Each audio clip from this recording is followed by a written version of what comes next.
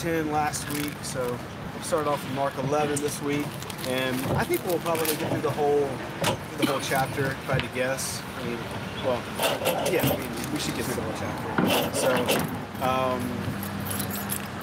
a lot of what we've been talking about lately has been just having to do with like Jesus. I mean, he's in his last weeks, or maybe his last couple of weeks with his disciples. And so a lot of what's been going on are things where he's preparing them for him leaving. So if you think about some of the stuff he's been saying, it's been like really fundamental, but at the same time like very big picture type stuff. Like for instance, like no one can come after me unless he deny himself, take his cross. Things like that. He's been talking about the fact that he's gonna die and be raised again and all of that, so he's not gonna be with them. He's been saying all these things. He's still going around healing people. And then we come to chapter 11. He's approached Jerusalem. This is what, is like the grand entry into Jerusalem and all of that. So that's what we're going to talk about this evening. He still has some teaching. There's still kind of a miracle, although it's not like healing anything. It's actually kind of like a negative thing, if you will. He causes something to wither and die. Not a person, but a thing. Yeah. And then there's some more teaching about, really a lot of this is about Jesus' authority. And if you remember, that's a ton of what we've been talking about is like, things he's done has been like to establish his power, right? And if you think about it, like, it's almost like someone needing their credentials, right? Like, you need your credentials from a finance standpoint for people to trust what you're going to tell them, right? Yeah. You need your credentials to keep kids, for people to feel like they can trust you. Say, hey, you can talk to so-and-so, or this is my track record, or these are my credentials, Jesus has been kind of showing that. Like, this is who he is, this is what he's about, this is what he's done. That's going to continue with this chapter as well. So, anyway, I think it's like 33 verses. I'm fine with it if we can split that up 3 different ways, 11 verses apiece. What chapter? Chapter 11. Okay. Are you okay with reading through it? Yeah. So how about this? You want to start? You read 11, and then Almas, you read 11, and then Corey, you read 11? Sure. Okay. All right. So yeah, we'll just read the whole chapter, and then we'll break it down like usual. We'll break it down, and we'll talk about it and see what lessons there are. So go ahead, Julie. Julie, sorry. Oh? I know, but Now when they drew near Jerusalem to Bethphage and Bethany at the Mount of Olives, he sent 2 of his disciples, and he said to them, "Go into the village opposite you, and as soon as you have entered it, you will find a colt tied, on which no one has sat. Loose it and bring it. And if anyone says to you, 'Why are you doing this?' say, 'The Lord has need of it,' and immediately he will send you here." So they went their way and found the colt tied by the door outside on the street, and they loosed it. But some of those who stood there said to them, "What are you doing loosing the colt?" And they spoke to them just as Jesus had commanded. So they let them go. Then they brought the colt to Jesus, and they threw clothes on it, and he sat on it. And many spread their clothes on the road, and others cut down leafy branches from the trees and spread them on the road. Then those who went before and those who followed cried out, saying, "Hosanna! Blessed is he who comes in the name of the Lord. Blessed is the kingdom of our father David that comes in the name of the Lord. Hosanna in the highest." And Jesus went into Jerusalem and into the temple. So when he had looked around at all the things, as the hour was already late, he went out of Bethany with the 12.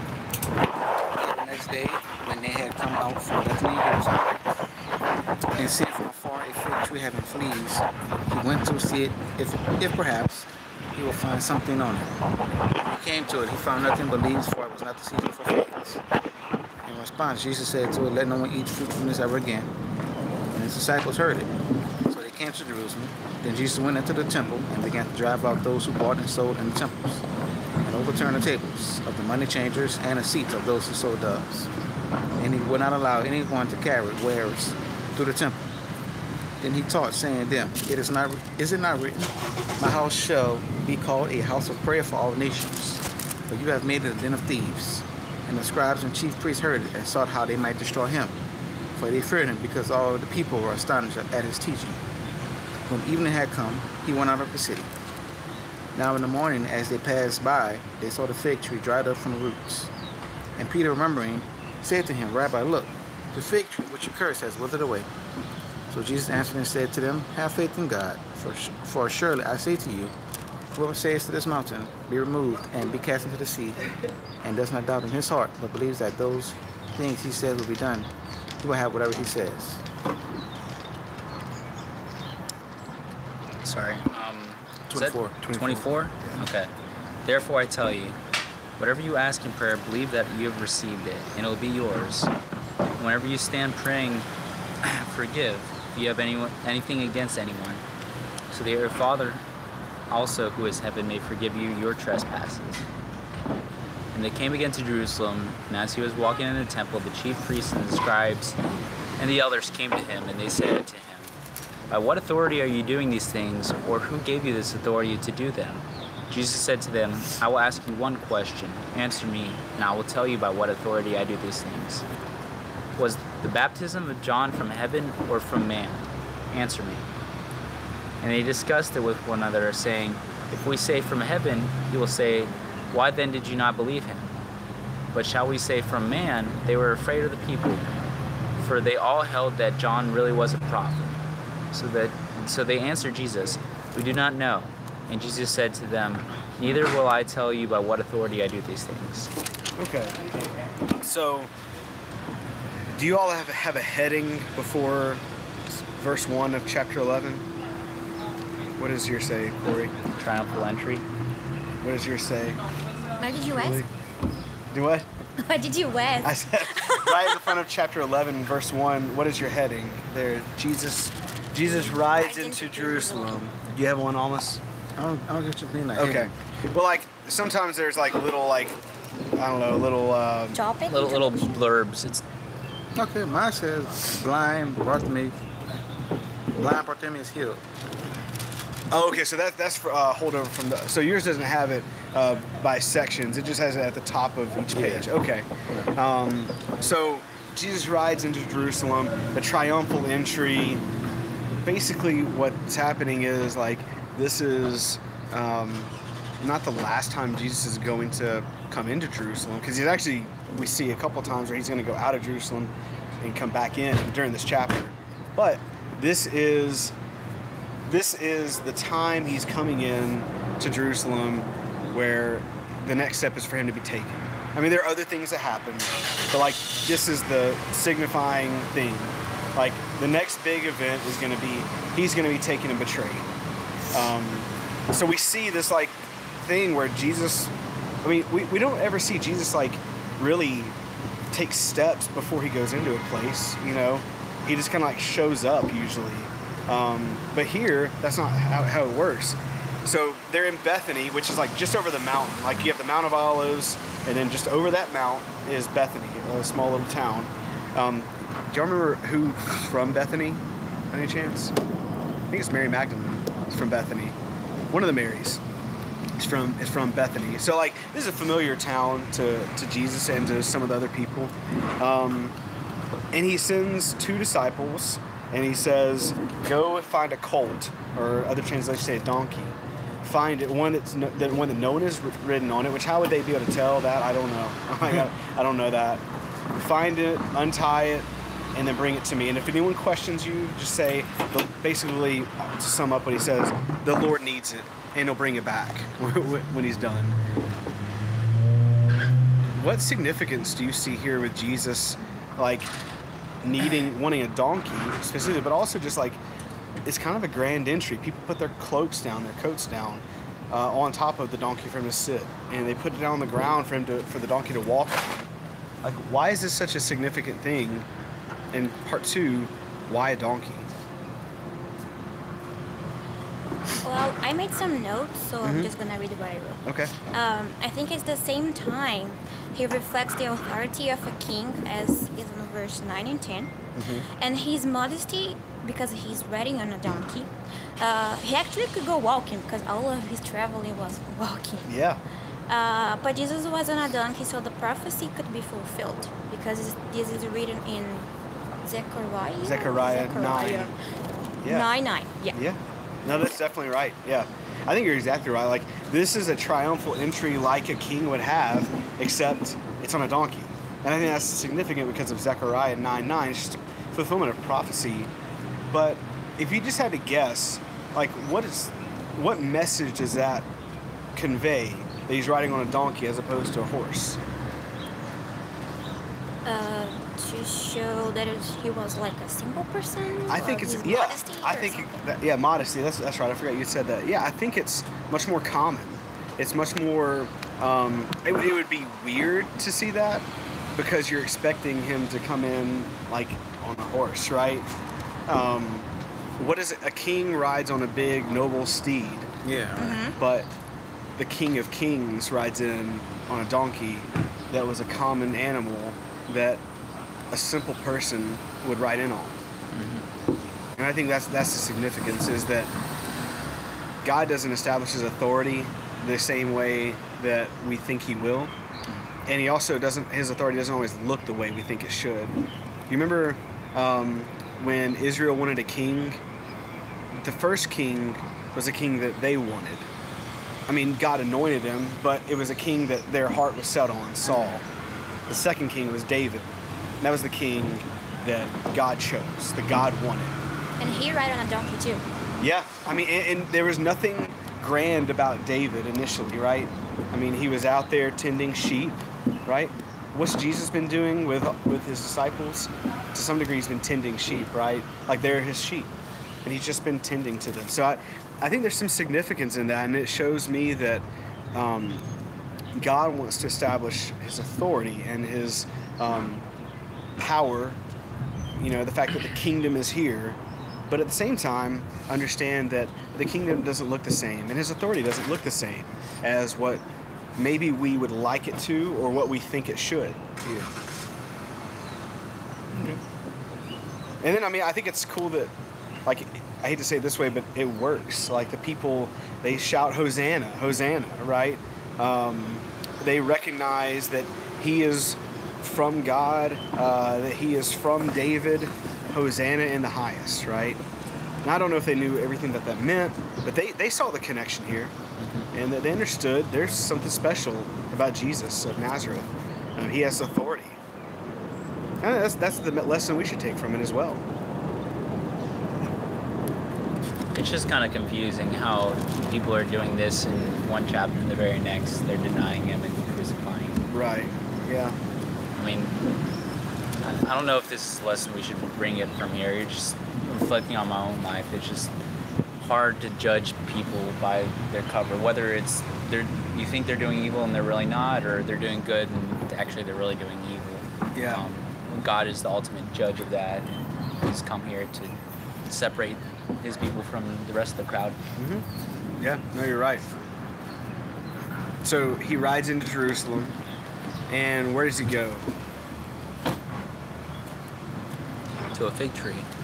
Well, first he goes to the temple. Temple. Sorry. He goes to the temple. Doesn't say anything. He does. It almost like seems like he goes in and looks around, and then goes back to Bethany. I think all of this grand entrance was just for everyone to know the king is here. It wasn't time. He wasn't there to teach right now. Like, he doesn't go to the temple to teach. It doesn't look like. He doesn't go right now to make a big statement or even to heal anyone. It's just, I'm here, you know.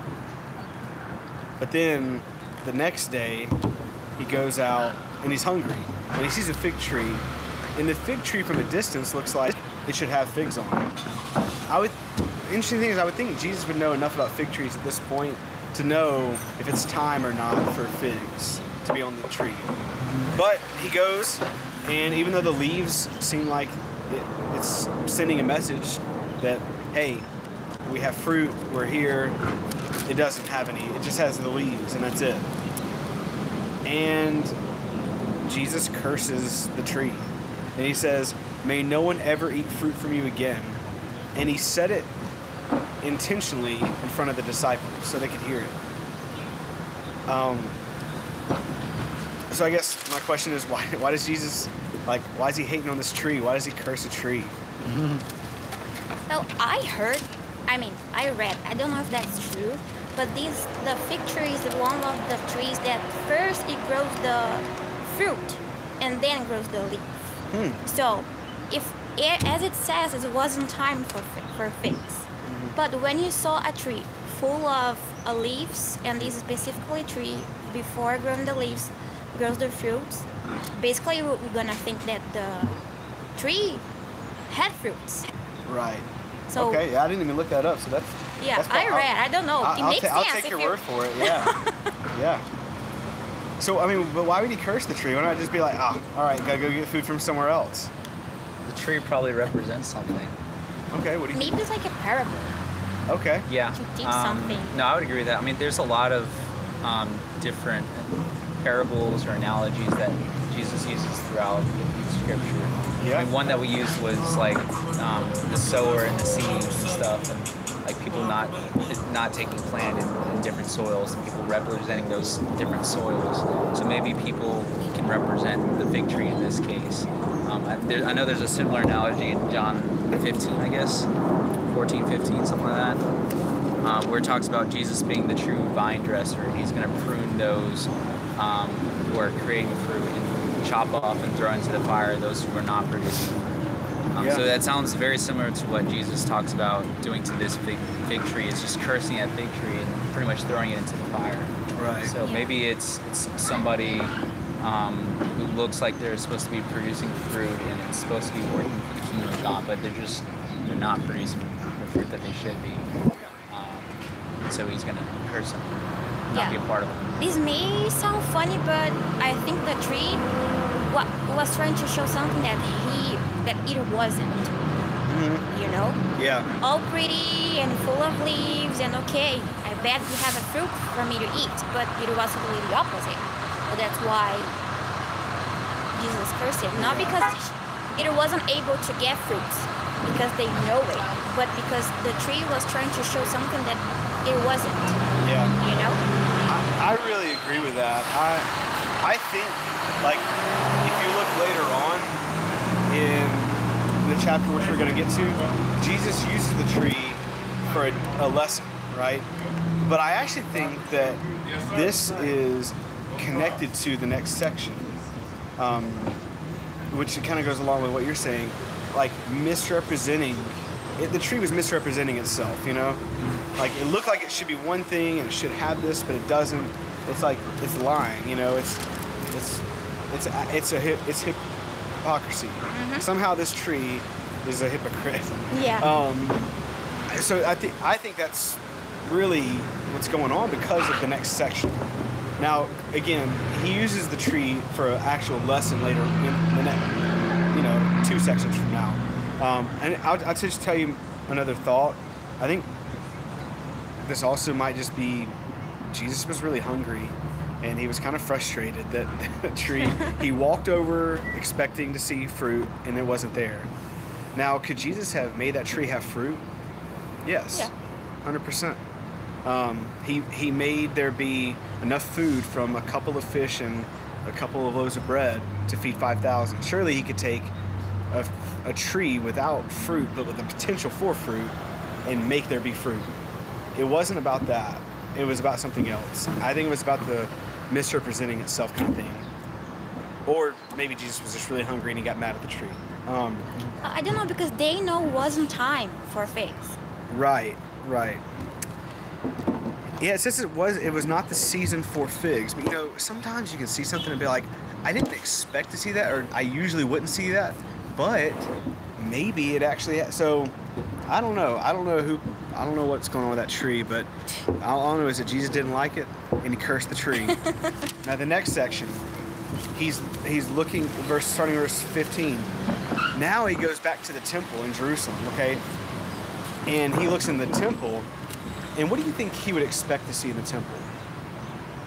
Granted, the temple grounds is going to have a lot of stuff going on besides just like only people worshiping. But in general, what are you going to see on the temple grounds? People worshiping. People praying. Yeah, holy things, spiritual things, right? I think this is connected with the last section because Jesus looked at the tree and it has leaves. there should be fruit there. Jesus sees the temple and he sees people in it. You know what there should be there? Worship and praise. But that's not what he sees. What does he see? A mess. Okay, a mess. What makes it a mess? They turn something that's holy, not only into something that's neutral, but like it was a place of robbers. That's how it's described. So I don't know what they exactly were doing within the temple. Maybe it was like selling sheep and pigeons and all that stuff for an extortionate amount, because people can't haul their sheep 50 miles whenever they need to make a sacrifice or something like that. I don't know. Yeah. But they were obviously doing something that Jesus classified them as robbers. And God's place isn't a place of rich or gaining riches and gaining earthly wealth. It's a place of spiritual wealth. That was kind of the difference. Yeah. As far as the den of robbers, I don't know if it's because they were taking advantage of people or if it's just like, think about it this way, there should be prayer there. This is a spiritual place. This is a holy place. Anything that is less than that is not just slightly different than what it should be, but it's a sham. It's hypocrisy. And in some way, it's stealing from those that are there, because they're there to get spiritual things. And what people are putting a focus on is physical things, you know, buying and selling, trading. What you're stealing from people spiritually in that way. Like, you've robbed these people from what they came for, which was a closeness with God, right? Now, some of the people went for this reason. But, you know, there could be some people that went there expecting one thing, saw this going on, and got involved in it. So they robbed those people. The tree, in some way, robbed Jesus, right? From an opportunity to be fed. These people that were buying and selling robbed the other people coming to the temple from a chance to be fed spiritually. And I think that's the connection here. I think that's why this is in this order, right? Because if you really think about it, it would make sense, because not everything in the Gospels is chronological. I mean, it's just not. So it kind of makes sense to not have this first thing about the fig, then jump to this, and then jump back to the fig, right? It would make sense to kind of lump that together. That's how Matthew does it. Okay, so there you go. I didn't even think to look at Matthew. So I think the connection is because the people that were in this temple, they're the same as that tree. You know, they look like there should be something of life there, and then there's emptiness, and there's just nothing, no fruit. And I think the scary thing to me is when I think back and I consider, you know, if Jesus was to look at me, if he was to look at the church I go to, if he was to look at the interactions I have with people, would he expect, like, he would look and expect to see one thing? Is he seeing that? When other people, when they look at me and they look at the people and I'm around and the things I say and the things I involve myself in, if they know that I'm a spiritual person, if they know that I'm a Christian, they should expect to see one thing. But do they see that? Or are they seeing emptiness and no fruit? Are they seeing a bunch of just physical things going on that have no substance? Yeah. That's the lesson I see from this. Oh, I like that. I like that. Yeah.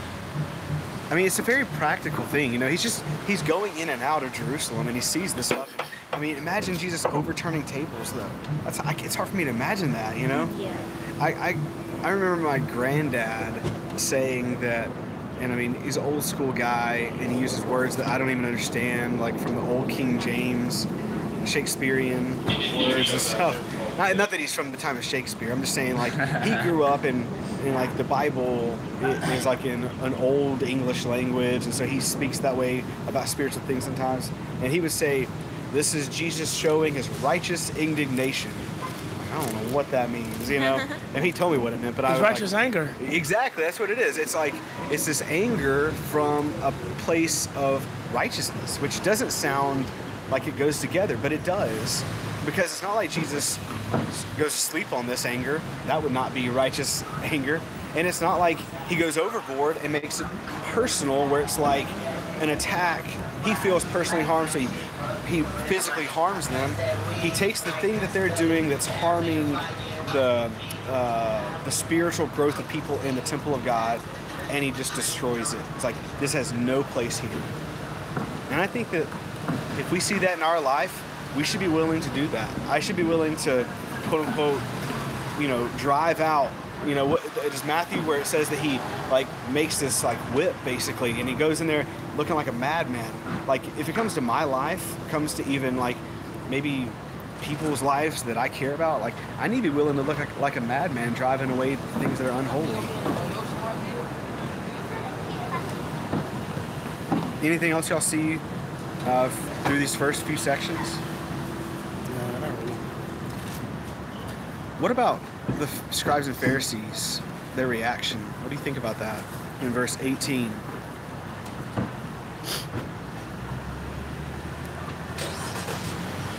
They're just not understanding again.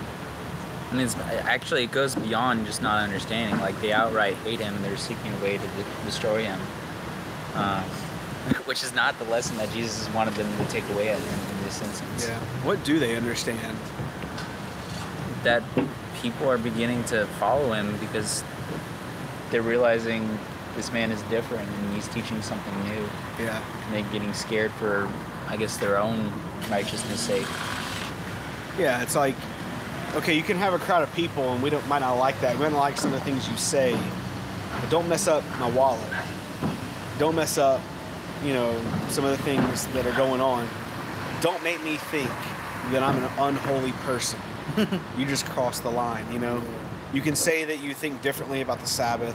You can have people following you, and I might not like that, but don't make it personal. Don't make it seem like I'm the one that is off base, And that's kind of what Jesus has just done. Hate him. I mean, they want to kill him. But it also says, like what Corey said, they feared him, though, because of the support of the crowd. At one point, Jesus didn't really want a crowd. But the truth is, the crowd kind of, I'm not saying that God didn't have a plan, but the crowd kind of delayed certain things happening at times. The crowd was to Jesus' benefit occasionally. I think that's interesting. So Jesus goes back out of the city. And then the next day, or maybe, the next day, I guess. Well, who knows? This actually could be the same day as all of that. But they're passing by the fig tree, and when you know it, it withered. Not only are there no leaves, but it withered. In a time where, and I don't know, maybe it's supposed to look this way during this time of year. I don't know. Really might have. What time was this? Oh, I don't Spring know. or something like that? I guess it must have been. Why is that? Almost winter. Because supposedly if Jesus rose on Easter. Yeah. I mean, their seasons are different than ours. That is true. The reason I asked is because there's a parable or analogy back in Matthew somewhere, talking about like you'll know summer's coming because from the fig tree learn its lesson. As soon as its branches become tender, it puts out its leaves. Summer is near. So when you also see these things, he is near at his very gates. Truly I say to you, not a generation will pass away until all these things take place. All that stuff. Yeah. So a little bit of timing, and blooming, and. But if it wasn't season, then it shouldn't have been having leaves on it. Anyway. No, I guess not. So that's the interesting thing. I don't know what time of year it was. I think it's fine to say it was springtime. I think it's fine to say it was, almost summer, or it was at the end of winter. I don't know what time of year it was for them. So I don't know if the tree was supposed to be withered away, but one thing we know is that it wasn't the day before. And when they go by it, it's like, it not only is it withered away like there's no leaves on it, it says wither away to its roots. And Jesus killed the tree. Like, he cursed the tree and he killed it. And they're questioning about it. Like, they're kind of concerned about the tree. This reminds me of when they were concerned about the bread, even though Jesus had just like fed thousands with 2 loaves of bread. It's like, what are you concerned about the bread for? Read in verse 22 through 26 or 25. What's the lesson that Jesus is wanting them to learn?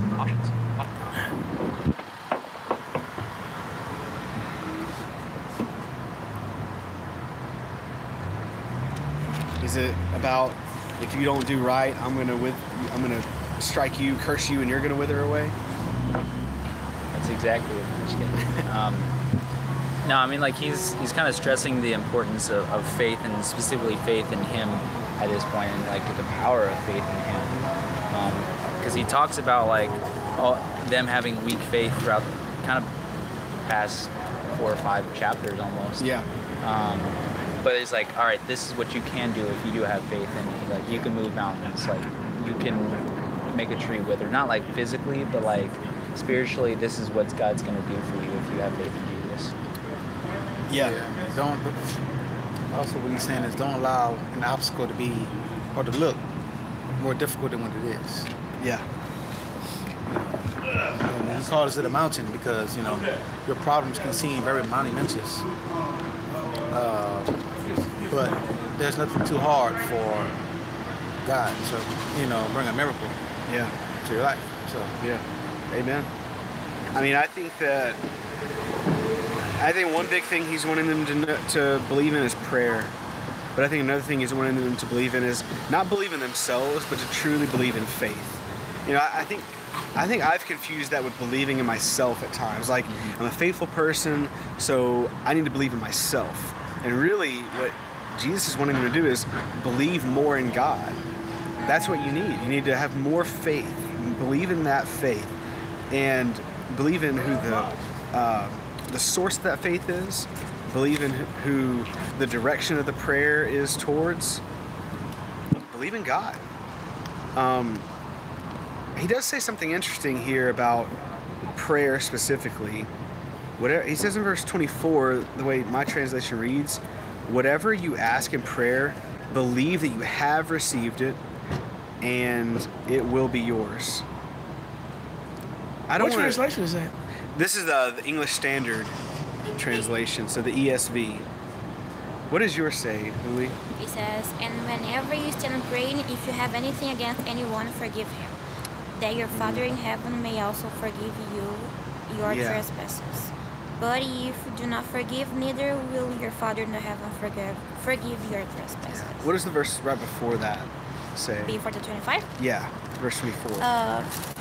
Therefore I say to you, whatever things you ask when you pray, believe that you receive them and you will have them. Yeah, basically, but it's kind of the same. It's like either, the only difference is where it says, and it will be yours, and you have it. So it's almost like there's 2 ways of looking at what Jesus is saying, I think.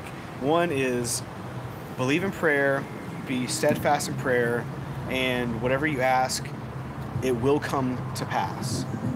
The other way is believe in prayer, believe in the power of prayer, and you have it. Which doesn't sound that much different, but I think there's a subtle difference in that there's a guarantee of the request being fulfilled, and the other one is there's a guarantee that your request has been heard. Like, believe in prayer, and you have what you're asking, as in like your request has been made known. Like, you have that, it's gone up to God. Because it's hard for me to believe that whatever I ask in prayer is going to be granted by God. Because I've seen a lot of people pray, and I've prayed about a lot of things fervently that hasn't happened. I know a lot of people that have prayed that cancer would be removed from someone. And that's a good thing, right? I mean, everyone would say, like, that's a good thing for cancer to be taken away from somebody. And I've prayed about it, they've prayed about it, and it didn't happen. So how can we say that whatever I ask in prayer, I will receive it from God? Well, he said, believe that you receive it. So is it a matter of me not believing enough? Well, yeah, because remember when Jesus spoke to that guy whose daughter was back at home? Yeah, Jairus. Yeah, and Jesus told him, he spoke to him, and Jesus didn't lay his hands on his daughter. He just told the man, he said, she is healed. Now go home to your daughter. Well, what he was doing, he was speaking belief into that man's life. So although the girl didn't know of the situation, that man believed. And God made a miracle in his life. God moved in on his life and performed the miracle because he believed. See, Jesus said it and he believed it. He just took it. It was like, okay, I don't want to doubt. Yeah. And it's just like Abraham. When, as the word says, when Abraham believed God, God counted to him for righteousness. Right. That's why Abraham is the father of our faith, because he believed God. He didn't believe in him. He believed him when he said it. You see? Right. And so that goes with that. You know, it's like when you believe it, that you received it. You know. Yeah. It's just one of those things. It's like one of those things. You just got to be caught at the right moment, ready to receive something very difficult. Yeah. You know, it's almost like in desperation mode. Yeah. Like if you're desperate, somebody tell it to you, you believe it because you just want it that bad. Right. You know, you don't even have to think about it. And God is moving on that. Yeah. You see? So I mean, I agree with some of that where it's like, we need to constantly be in a feeling of desperation mode where I have no one to turn to but God. I totally agree with that. Like, and that's not always how I feel, because I can turn to other people. I can turn to myself, and I need to be in a constant state of like, I'm in desperate need of God, and I need to feel that. I tell you, the tough thing for me is to think that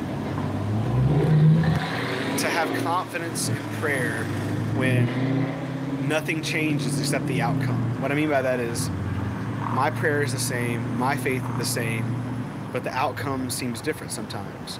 And that's confusing. And my thought is that as much as this sounds like a promise, that it's almost like the other verse where it says, knock and it will be open to you, seek and you will find, ask and it will be given to you. But I think that's in some way just a generality.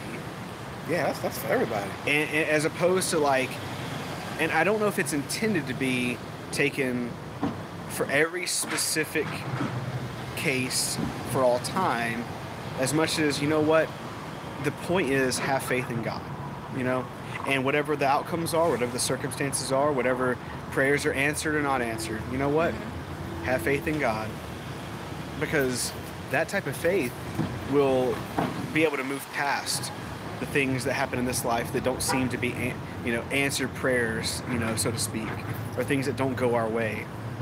And I also think you need to be patient, because most of the Right. people pray for something, and after a while, if something doesn't happen, your faith will be, I'm not that sure Yeah. anymore. So How long did it take for people to hear from God after all the prophets had kind of died off and after they were taken into captivity?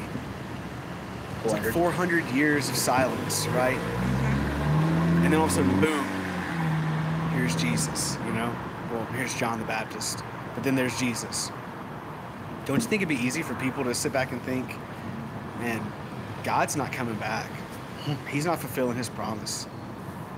People came and went during those hundreds of years, And then there were people who were waiting still. And I think that a lesson is exactly, we didn't say it this way, but I think another lesson is keep waiting. Keep praying, keep waiting, and have faith that prayer works. Who knows, there's, what is it, this is totally out of context, but like, it's kind of like a who knows the times and the seasons kind of thing. Like, we don't know how God's always working. Yeah. It's not our place to know. It's my place to believe in him, Yeah. and have faith in him. it's because we want everything from yesterday, Yeah, It's true. Yeah, and also even the what it took for Moses to lead the children out of Egypt. Moses at first doubted because he started talking about his speech impediment. Yeah. So he started speaking about his speech impediment, so he had to go to Pharaoh several times. Moses wasn't believing him the first time, but he kept going back. And see, his continuing to go back, his persistence, that converted, if you would, into a desperation mode. Yeah. It's like, okay, I've been doing this, and I'm trying to see some results from it. And he got desperate, and then it actually happened. Yeah. Pharaoh, Pharaoh let him go. Right. And, you see, so.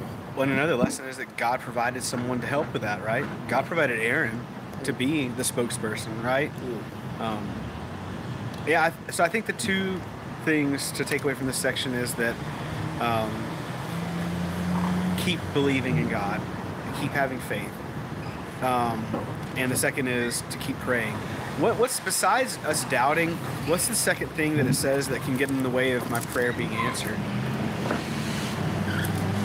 It says it in verse 25 and 26. Yeah. If you have something against anyone, you need to forgive. Does that mean I've sinned against someone or that they've sinned against me?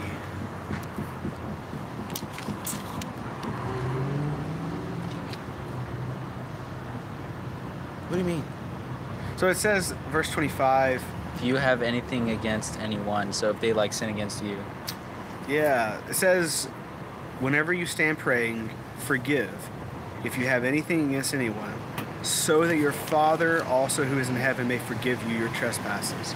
There's another passage in Matthew that would say that if I stand praying, remember, I'm paraphrasing, remember something my brother has against, remember something that I have against my brother, I drop my sacrifice and go and forgive them.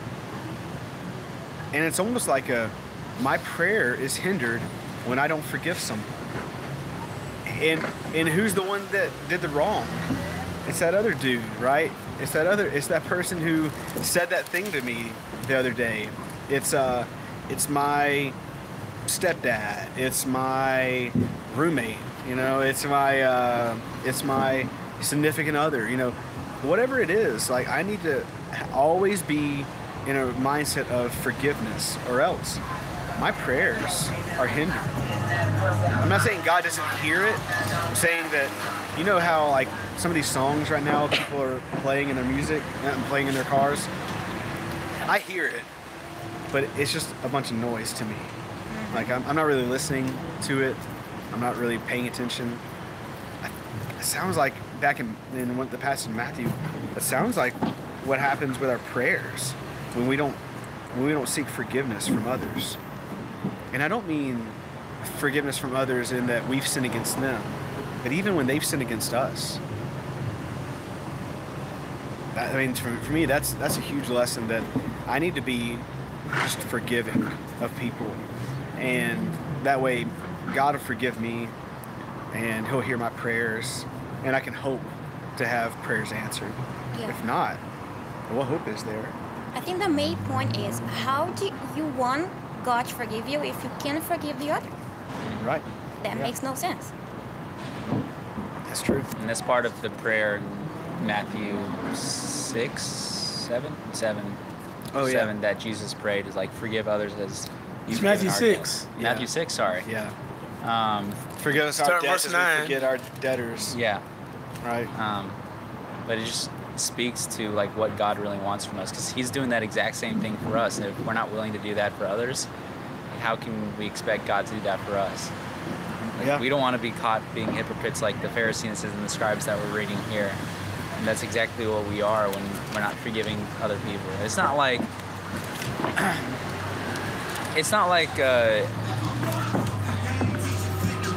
never mind, I'm not gonna go there. Okay.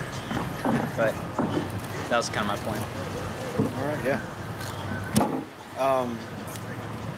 So then the last section here. So he goes back into the temple. So it seems like this is the third time he's coming into the temple, right? Goes to the temple the first day. He gets there, doesn't really do anything. Goes back to Bethany. He goes in the second day, overturns the tables, causes a stir, all that stuff. People want to kill him now. So he goes a third time. And here comes the priests and the scribes. And they don't try to kill him. What do they try to do? They question him. Yeah. And their question is, by what authority do you do these things? Or who gave you this authority to do them? Why doesn't Jesus just answer it? Because Jesus knows that the Word of God is above all skepticism, naivety, all doubting.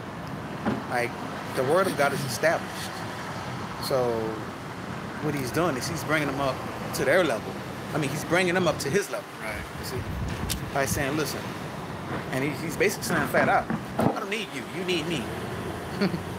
And although I can answer the question, what good is me answering your question? Yeah. I mean, are they going to listen to it They anyway? weren't looking for the answer. They weren't looking for the answer to their question. Well, I guess one of the reasons I was wondering is like, what if he had said that it was from God?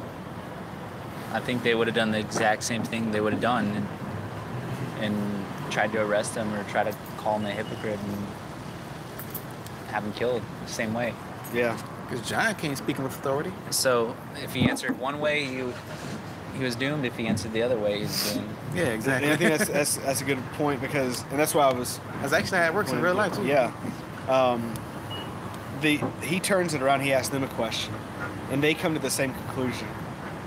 They really can't answer because either A, they're going to be hypocrites, or B, the people are going to hate them. Not hate Jesus. And I think they knew the answer already, Jesus knows the intention of their hearts. That's why they was like, if I say that, he'll know that it's this. If I say the other thing. Do you remember what we read several chapters ago, so probably at least a month and a half ago now, about Jesus casting out demons, and they came to Jesus and they said, he casts out demons in the name of Beelzebub. Mm-hmm. What was Jesus' point there, right? He said, a house divided cannot stand. But he says that, he's almost saying like, what sense does it make for me to be of Satan, casting out demons from Satan? That makes no sense. They know where he's from. They know by what authority he's been doing these things. Yeah. He hasn't been shy about that, right? I mean, he has not been shy about that. But I agree with part of what you said, Thomas. Him answering this question is a little bit beneath him at this point. Yeah. And I think he's just tired of answering. Because they're not listening. They don't want to know because they want to follow. Exactly. They want him to say something and trip him up. They want any reason they can have so that they can make a charge against him. So that either A, the government will punish him, or the people will question him and won't follow him. And really, when he turns it around on them, that's the same situation he puts them in. Because he says, well, let me ask you a question. When the baptism of John, was it from heaven or from man? Oh, whew. Well, if they say from man, then that's a problem because the people love John. But if they say from heaven, then what does that say about the baptism? You should have believed in him. You should have believed in John. So it's basically like, imagine if, and I think another point to this is, like, they need to view Jesus the same way they view John. Okay, so if you believe he's from God, which they would have to admit that he's from God, why don't you believe him? And to make it application, and this is the only thing I have to say, so there's some other verses there, so whatever y'all have, then that's great, but like, I think the takeaway point from this section for me is, if I question the authority of Jesus, number one, I'm an idiot. Like, I would be. I mean, I'm not saying everybody is, because some people haven't read. Some people, they haven't read Scripture. They don't know. But if I continue to question the authority of Jesus because I don't like certain things that he says or certain things that he does, then you know what? I'm questioning whether or not he's from God when I already know that answer. And then the follow-up is, and why don't I just believe it? Why don't I just trust that it's true? And really it's because my personal preferences get in the way sometimes. My selfishness and my way of thinking gets in the way of me accepting it. That was their problem, and that's a problem for us today. We're no different than the scribes and Pharisees when we question the authority of Jesus. Anyway, that was all I had. Again, there's some other verses there, but is there anything else that you guys see in that section?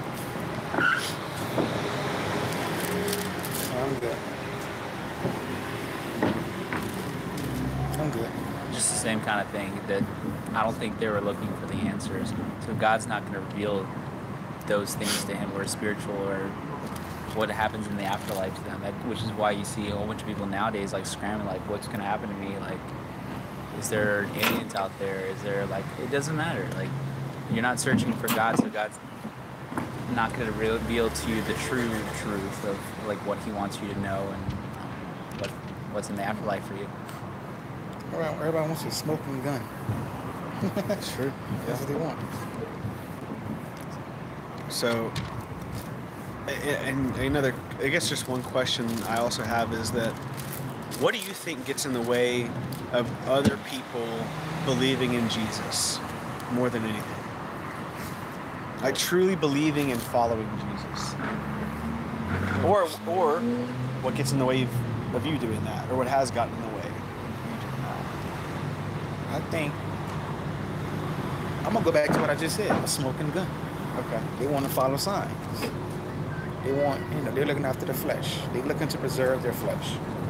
They make reservations for the flesh, meaning they just want to satisfy their own stomachs, their own eyes. They want to grease their own palms, and they want signs. It's like they're like infants. It's like, okay, look, I don't want to really understand things all spiritual.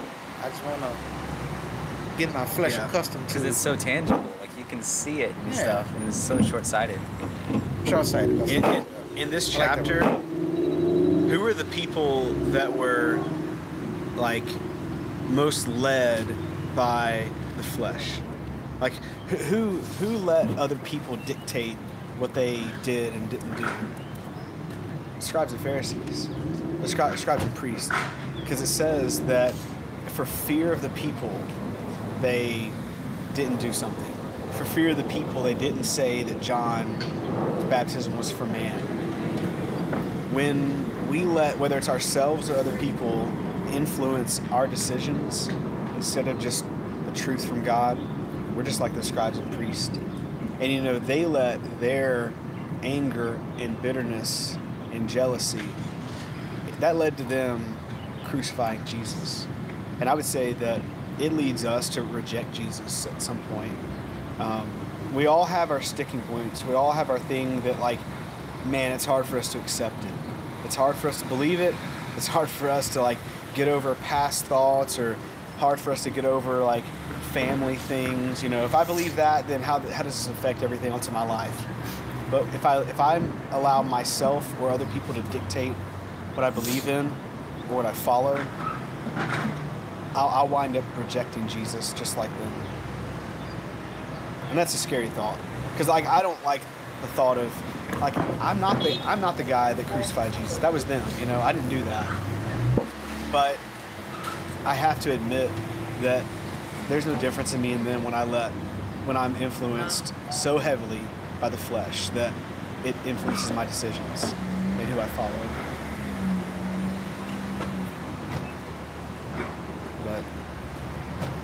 So I feel like this chapter is not the most positive chapter, but I think there's some very important fundamental lessons. So I think it's really helpful. Not everything that Jesus did or said made everyone love him. There's some things that he just had to say and had to do, and some people didn't like it.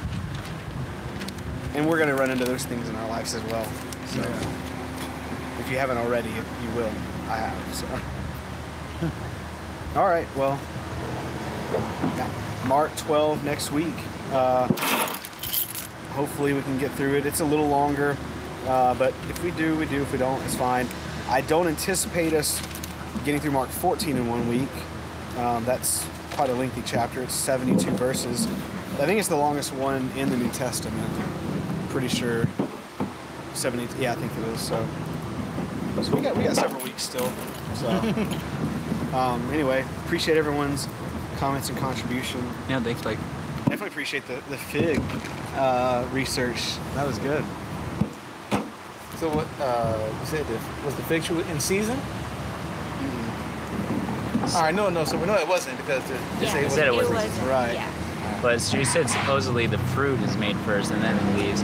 And then back in Matthew 25, it says apparently the fig tree blooms, and then it's summertime because the fig tree blooms in summertime. I don't know if we can put all those two together, but it doesn't sound like it was obviously not in season. So just interesting facts at this point. And I don't think Jesus was just hallucinating. Yeah, I don't think so either. So, all right. Well, Mark 12 next week. All right. I wonder where Ilka was. Maybe she got. Is her family live here? You know? I wonder if she went home for I think Mother's your mom Day. lives here, right? I thought she had said that her family was here, but I don't know. Or maybe her family here went to Haiti for Mother's Day. Maybe they did. That'd be a Big trip. Yeah, nice trip for. Maybe they went to go see grandma down in Haiti. Yeah. So, Yeah. I guess Maybe. Grandma Ilka. Yeah. All right. Well, Cool. cool. I did a little bit already. I'll just have I'm actually headed to the gym. And, you need to join at some point, man. I run. Not that often.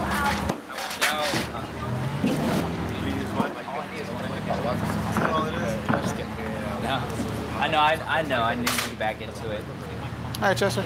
See you around, bro. See you around, man. See you Try to around. shake your hand. See you around, brother. See you around, brother. All right. See you next week. Lord willing. All right, man. See you around. Have a good one, man. Too. Almost. Always a pleasure. See you around. All right, Chester, you ready to go? Just about. Whoa. I dropped my microphone. Yeah, I dropped my microphone.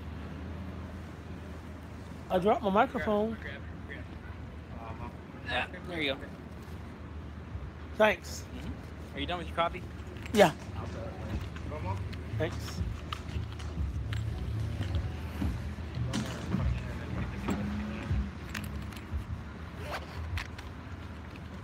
All right. Tell me when you're ready.